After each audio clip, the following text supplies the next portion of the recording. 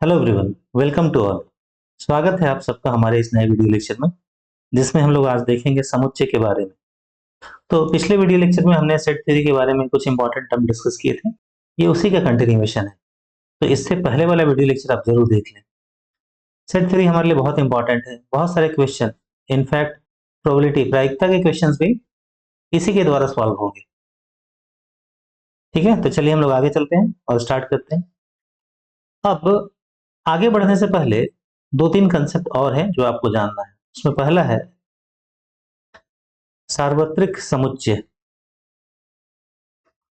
जिसे आप इंग्लिश में यूनिवर्सल सेट भी बोलते हैं। यूनिवर्सल सेट तो नाम से ही जाहिर है, सार्वत्रिक।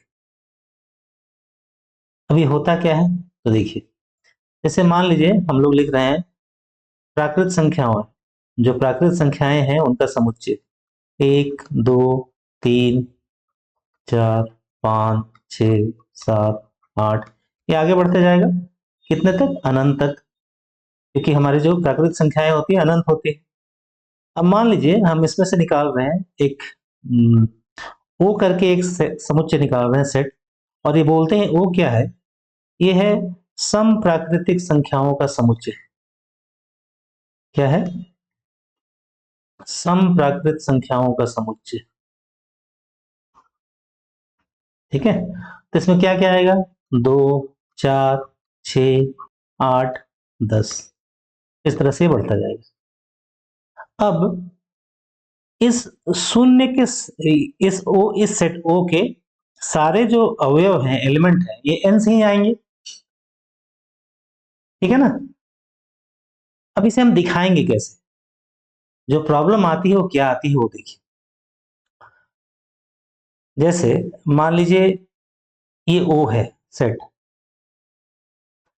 अब इसे हम एक चित्र द्वारा दिखाना चाहते हैं, वेन एन आर एक्स, या आप अभी वेन एन आर एक्स छोड़िए, आप नॉर्मल ही देखिए। ठीक है, क्योंकि आपको लॉजिक समझना है। इसमें क्या क्या है, 2 4 6 8 10 12, इस तरह करके यहाँ डॉट डॉट लगा दिया, मतलब ये अनंत है, क्योंकि सम प्राकृत संख्याएं भी अनंत है। ठीक है, अब आपसे कोई बोले कि बताइए तो उन समुच्चयों का एक ऐसा सेट बताइए जिसमें वो एलिमेंट हो जो ओ में नहीं आते हैं, मतलब वो सारे एलिमेंट्स, वो सारे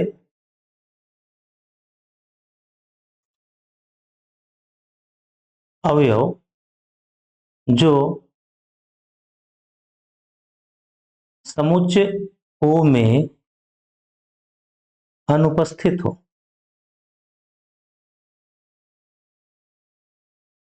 ठीक है, अब देखिए ये क्या होगा ना, यहाँ पे आप क्वेश्चन में आप अटक जाएंगे बीच में। कैसे?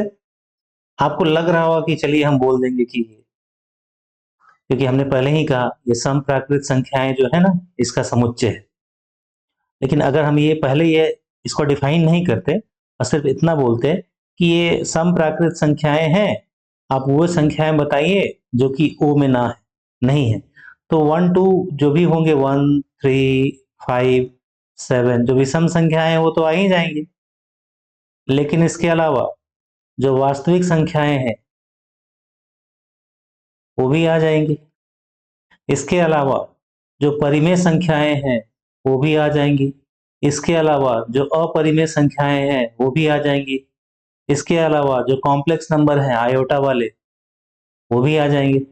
इसका मतलब क्या है ना, आप एक बाउंड्री फिक्स नहीं कर पाए और ये बाहर से खुला छूट गया। ठीक है, ये बाहर से खुला छूट गया। अब सिर्फ हमारा है वो सारे अवयव जो सेट ओ में अनुपस्थित हो। तो ये तो आप नंबर की बात कर रहे हैं, कोई और बोलेगा देखो ये कुर्सी, ये गाय, ये बकरी, ये भी इसके एलिमेंट होंगे, और वो सही बोल रहा है। क्यों? आपने सिर्फ इतना बोला है कि वो सारे अवयव जो समुच्चय ओ में अनुपस्थित हो। तो ये देखिए, ये कुर्सी गाय बकरी भी समुच्चय ओ में तो अनुपस्थित है। तो ये जो लॉजिकल जो थिंकिंग है ना, आपका तार्किक तर्क वाली बात, इसमें आप फंस जाएंगे। इसलिए सेट थ्योरी में बचने के लिए हम लोग पहले ही क्या करते हैं, एक सार्वत्रिक सेट डिफाइन कर देते हैं और उसे हमेशा यू से दिखाया जाता है। देखिए यही है आपका यूनिवर्स, ब्रह्मांड। आप इससे बाहर नहीं जा सकते। क्या बोलते हैं इसको इंग्लिश में? यूनिवर्सल सेट, या हिंदी में क्या बोलेंगे? सार्वत्रिक समुच्चय। ठीक है। अब सेम क्वेश्चन को अगर हम दिखाएंगे तो ऐसे दिखाएंगे। आप बाहर में एक बड़ा सा बाउंड्री पहले डिफाइन कर दें, इस तरह से।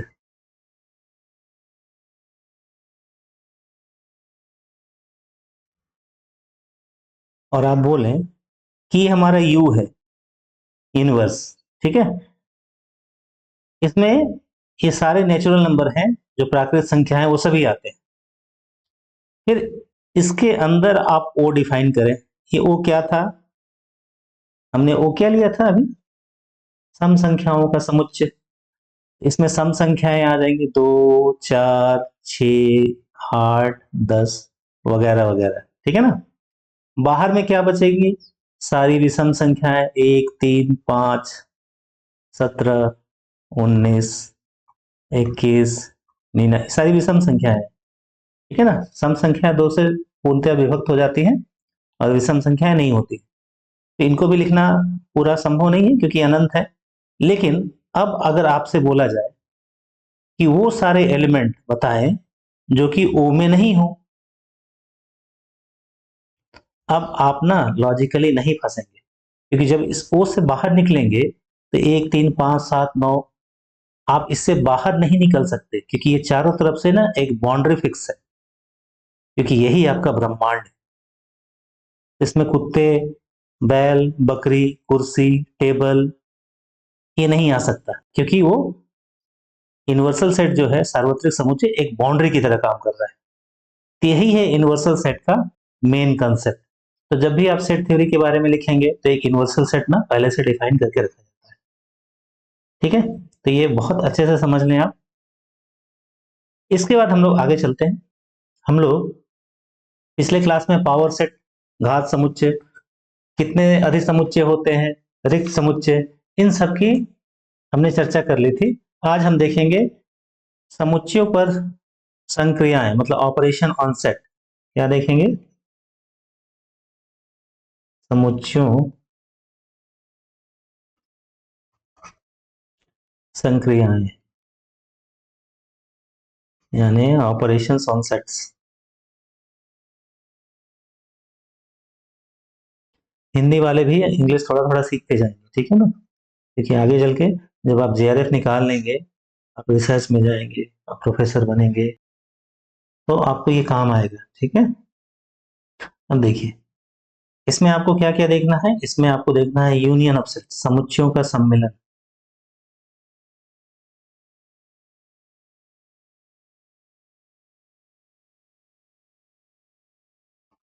इसे आप क्या बोलेंगे? Union of set. ठीक है। दूसरा जो आप देखेंगे वो देखेंगे उभयनिष्ठता।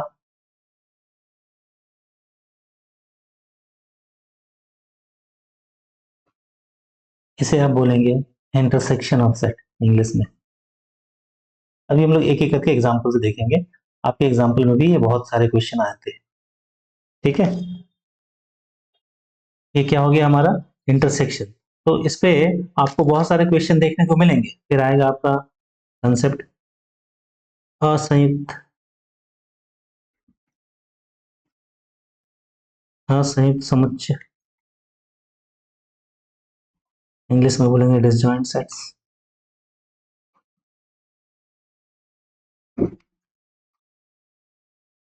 ठीक है।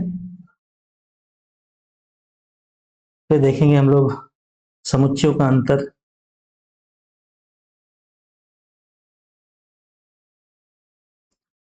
और इस पे सारे क्वेश्चन आपके कॉमर्स के एग्जाम में, इकोनॉमिक्स के एग्जाम में, इनफैक्ट मैथमेटिक्स में भी आते रहते हैं।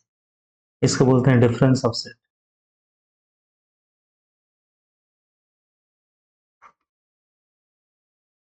ठीक है। तो पहले हम लोग विचार करते हैं, उसके बाद बाकी देखेंगे।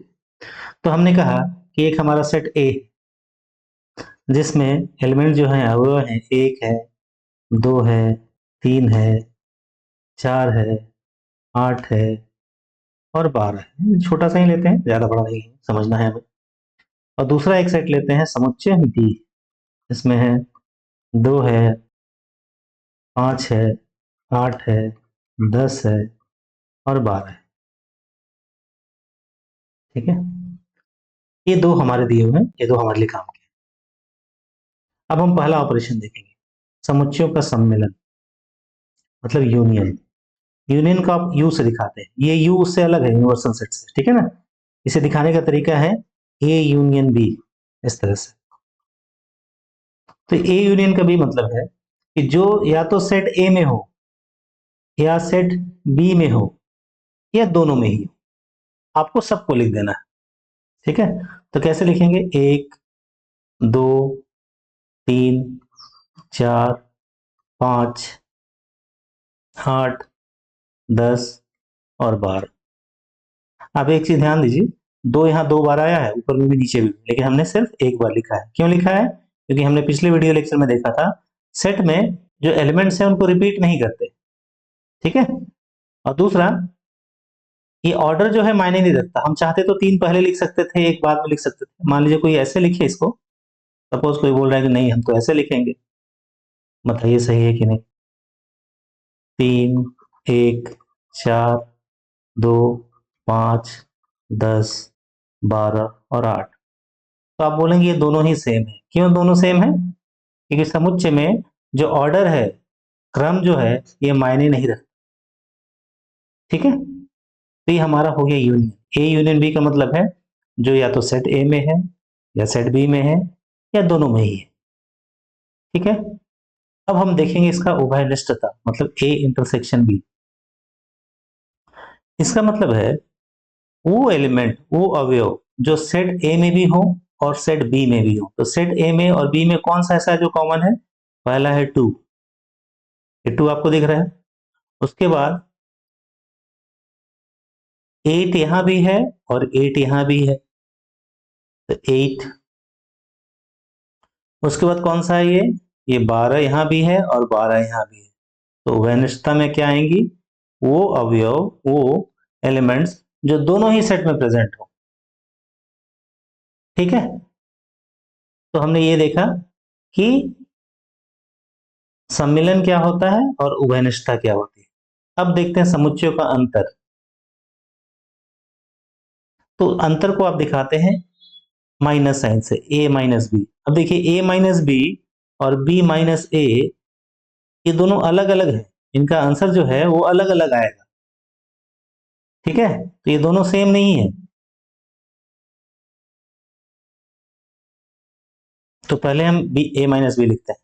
इसका मतलब है समुच्चय ए में ऐसे कौन कौन से तत्व हैं, अवयव हैं, जो कि समुच्चय बी में नहीं है। तो देखिए, समुच्चय ए में 1 है जो कि बी में नहीं है, 2 तो दोनों में ही है, 3 है जो बी में नहीं है, उसके अलावा 4 है जो बी में नहीं है। बस यही 3 एलिमेंट ऐसे हैं जो सेट ए में तो है लेकिन बी में नहीं। लेकिन अगर हम बी माइनस ए करें, इसका मतलब है वो एलिमेंट जो सेट बी में तो है लेकिन ए में नहीं है। तो बी में ऐसा क्या क्या है जो ए में नहीं है?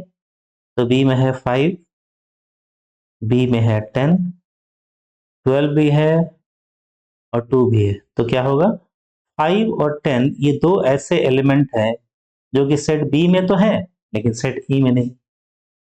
ठीक है, अब आते हैं असंयुक्त समुच्चय, डिसजॉइंट सेट। तो मान लीजिए हम एक समुच्चय ऐसे बना रहे हैं ए, ठीक है, और एक समुच्चय ऐसे बना रहे थी। आप दोनों ही तरीके से दिखा सकते हैं, फिगर से भी दिखाते हैं और आप इस मेथड से भी दिखाते हैं। तो मान लीजिए इसमें है 1, 3, 5, इसमें है 2, 4, 6। तो ए और बी ना, क्या कहलाएंगे आपके ए और बी? असंयुक्त समुच्चय, डिसजॉइंट सेट। क्यों डिसजॉइंट सेट कहलाएंगे? ए और बी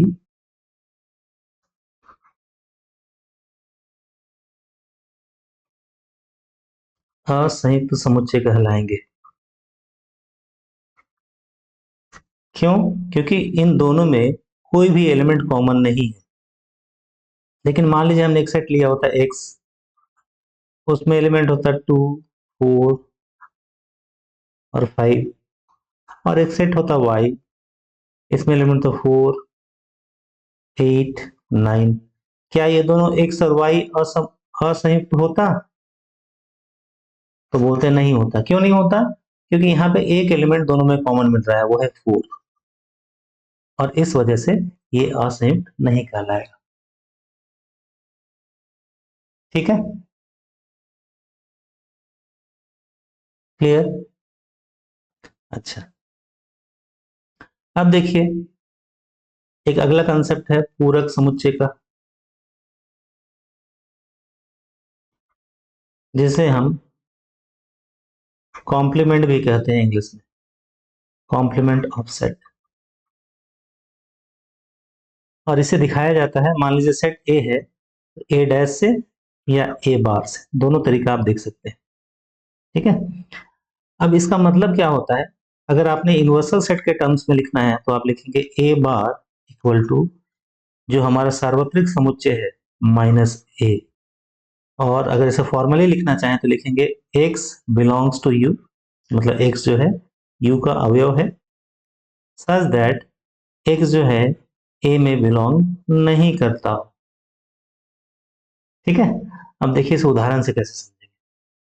मान लीजिए हमने एक यूनिवर्सल सेट डिफाइन किया है ऐसे। ठीक है, ये u है हमारा, इसमें 5 है, 6 है, 15 है, 2 है और 8 है। इसी के अंदर हमने एक सेट लिया, वो सेट है a, इसमें है 1 है, 7 है और 10 है। ठीक है, ये 3 एलिमेंट है। ये थोड़ा छोटा हो गया, मैं इसे थोड़ा बड़ा कर दूं। मान लीजिए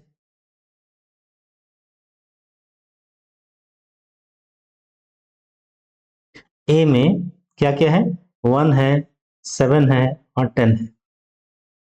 अब अगर आपको बोला जाए ए कॉम्प्लीमेंट या ए का पूरक लिखिए, तो आप बोलेंगे वो सारे एलिमेंट जो सेट ए के अंदर नहीं हो वो इसके पूरक कहलाएंगे। तो कौन कौन से एलिमेंट जो है सेट ए के मेंबर नहीं है? 2, 5, 6, 8 और 15। ठीक है, तो ये हो गया पूरक का डेफिनेशन। अब देखिए अगर यहाँ यूनिवर्सल सेट नहीं होता तो इसे बाहर से रोक नहीं पाता, ये बाहर से रोके हुए कि इससे बाहर आप नहीं जा सकते। तो देख रहे हैं ना, स्टूडेंट्स को यूनिवर्सल सेट का कंसेप्ट समझना बहुत जरूरी है, क्योंकि ये हमारा सेट थ्योरी को पूरा बनाता है। अदरवाइज इसके बिना आप इससे बाहर निकल जाते और जो बाउंड्री है आपका इनफाइनाइट हो जाता। ठीक है,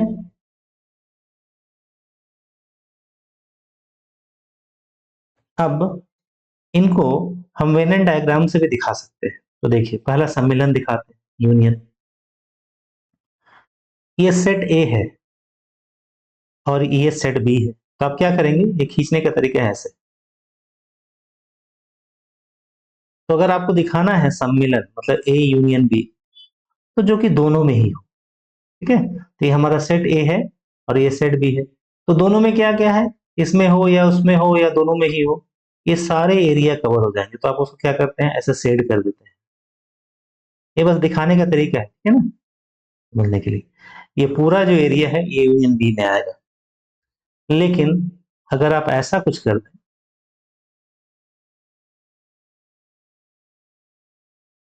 ठीक है, सिर्फ ये वाला जो ए और बी दोनों के ही पास है, तो इसे आप क्या लिखेंगे, उनका उभयनिष्ठ, मतलब ए इंटरसेक्शन बी। यही एरिया जो है ए और बी दोनों के पास कॉमन है। ठीक है ना। अब अगर आपको डिफरेंस लिखना हो तो डिफरेंस दो तरह के लिखा जा सकता है। पहला है ए माइनस बी, तो वो एरिया जो ए में तो हो लेकिन बी में ना हो, तो ए में ऐसा कौन है जो बी में नहीं है, या ए में ऐसा कौन सा एलिमेंट है। तो ये जो है ना, ये ए वाले के पास है लेकिन ये बी वाले के पास नहीं है। आप इसको मत कर दीजिएगा टिक, इसमें प्रॉब्लम हो जाएगी। क्यों? क्योंकि ए एरिया बी के पास है, तो ये आप नहीं करेंगे। ठीक है ना, तो ये हमारा ए माइनस बी। लेकिन अगर ठीक आपको लिखा रहता बी माइनस ए, दिखाएं जरा, मान लीजिए ये सेट ए है, ये सेट बी है, और आपको दिखाना रहता बी माइनस ए, मतलब वो जो एलिमेंट्स जो सेट बी में तो है लेकिन ए में नहीं, तो आप इसे आसानी से कर सकते हैं। कौन सा हो जाएगा? ये एरिया जो है सेट बी में तो है लेकिन ए में नहीं। ठीक है, अब आते हैं कॉम्प्लीमेंट्री में, मतलब पूरक में।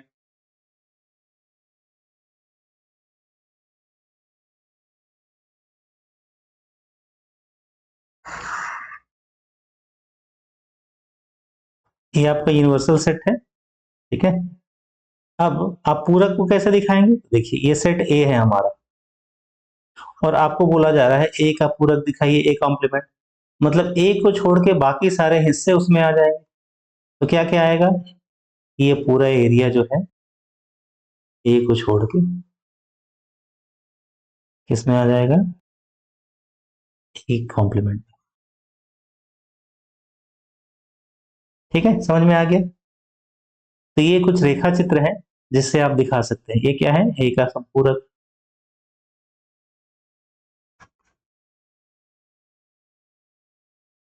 इसके अलावा कुछ हम लोग एग्जाम्पल देखते हैं जो इन सारे चीजों को कवर करता हो। लेकिन उससे पहले एक चीज और देख लें, वो देख लें पार्टीशन ऑफ ए सेट, समुच्चयों का विभक्तीकरण।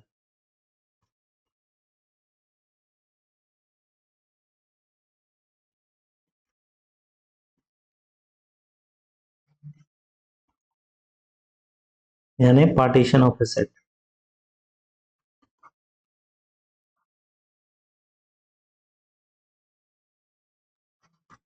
ठीक है, अब इसे क्या बोलते हैं, ये क्या है? तो देखिए, मान लीजिए एक सेट दिया हुआ है यू।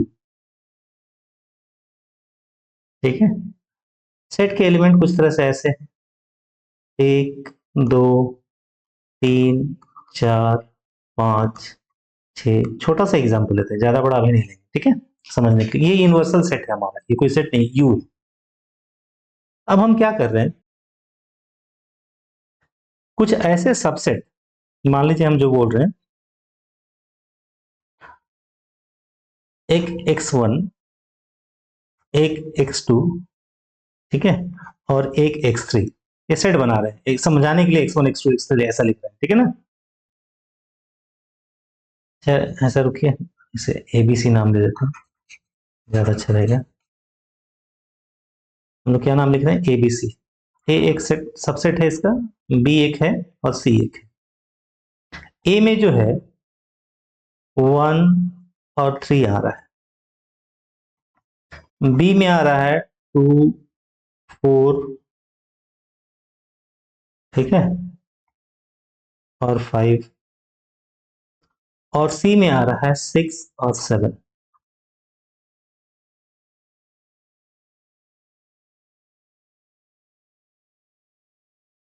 ठीक है, अब एक चीज देखिए, क्या ए इंटरसेक्शन बी कुछ मिलेगा आपको? नहीं, क्योंकि इन दोनों में कोई चीज कॉमन नहीं है। क्या ए इंटरसेक्शन सी मिलेगा आपको?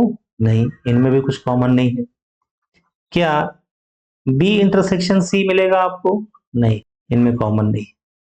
मतलब इन तीनों सेट में कोई भी एलिमेंट जो है वो कॉमन नहीं है, मतलब सबके पास नहीं है। जैसे 1 3 है तो इसमें किसी के पास 1 3 नहीं है, इसके पास 2 4 5 है तो बी और सी के पास वो नहीं है। लेकिन जब आप इसका यूनियन कर दें, A union B union C, सम्मिलन, तो क्या आ जाएगा? 1 3 2 4 5 6 और 7। क्या ये पूरा यूनिवर्सल सेट आ गया? आ गया। ठीक है, जब ऐसा हो कि समुच्चयों का आपस में जो उभयनिष्ठ हो और नल हो, फाई, इसको क्या पढ़ते थे? फाई, रिक्त समुच्चय, इसे रिक्त समुच्चय बोलते हैं। ठीक है, या फाई।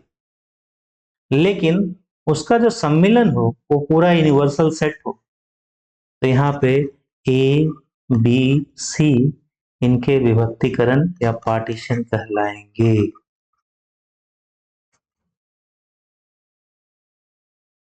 ठीक है, मतलब इसे आप चाहें तो ऐसे लिखें, थोड़ा मैथमेटिकल लिखना चाहें तो A intersection B equal to B intersection C equal to A intersection C। ये क्या होंगे? फाई होंगे, जो हमने वहां ऊपर लिखा है अभी। साथ ही तथा A union B union C equal to universal set.